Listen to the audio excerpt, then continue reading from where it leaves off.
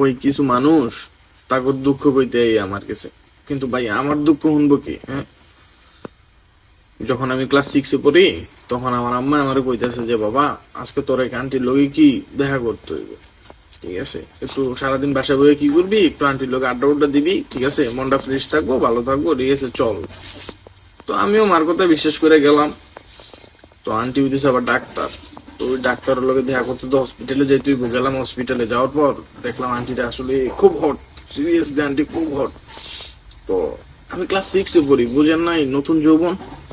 তো তো যাই হোক, ওই আন্টি আমার বেডে বসাইছে, বসাই বলতেছে যে বাবা, আমি তো আন্টির বুঝতে পারতেছি না, আন্টি আমার বারবার বাবা বলতেছে এই জায়গায়, মানে এনে লাগে।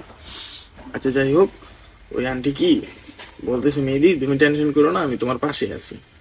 আচ্ছা ঠিক আছে, পাশে আছে, এত সুন্দর একটা আন্টি পাশে থাকলে ভালোই লাগে যে পাশে আছে। তারপর আন্টি বলতেছে তুমি তো রোগা পাতলা হয়ে গেছো, তোমার একটা ইঞ্জেকশন দিতে হবে, ঠিক আছে, তোমার শরীর স্বাস্থ্য ঠিক থাকবে। আমি বললাম আচ্ছা ঠিক আছে দেন, সমস্যা নেই, এত সুন্দর মহিলার হাতের ইঞ্জেকশন, আরো মজা হইব।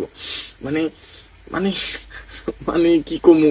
আচ্ছা যাই হোক, ইঞ্জেকশন দিল, দেওয়ার পর দেখলাম ভাই আমার পুরো শরীর অবশ হয়ে যাইতেছে, সিরিয়াসলি অবশ হয়ে যাইতেছে। মানে কেমন যে। তারপর অবসরের পর উনি আমার বেডে শোয়াইছে, বেডে শোয়ানোর পর ঠিক আছে, আমার প্যান্টের বেল্ট খুলছে, খোলার পর প্যান্ট খুলে ফেলছে, নিচে একটা বক্সার ছিল, বক্সারটাও খুলে ফেলছে, ভাই কি কমু।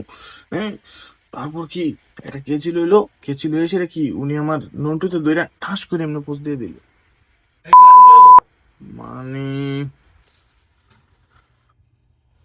তারপর বাসায় এলাম, বাসায় আসার পর কিছু মহিলা আত্মীয় স্বজন, ওরা মনে করেন ভাই আমি তো লুঙ্গি পরে খাটে শুয়ে দিছি, মানে দুঃখের কথা কি কমু, ওরা লুঙ্গি এমনি আলগি দিয়া কই মাশাআল্লাহ, মাশাআল্লাহ মেহেদির দম তো অনেক সুন্দর, অনেক বড়, মাশাআল্লাহ।